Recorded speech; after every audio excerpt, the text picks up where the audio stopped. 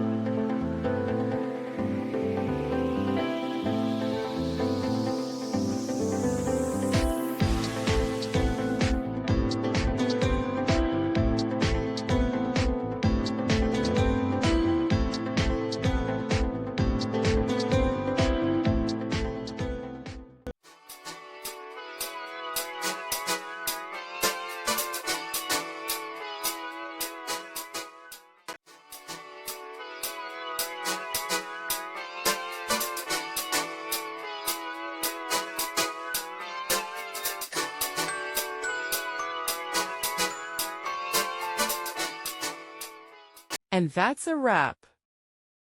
I hope you found the answer you were looking for.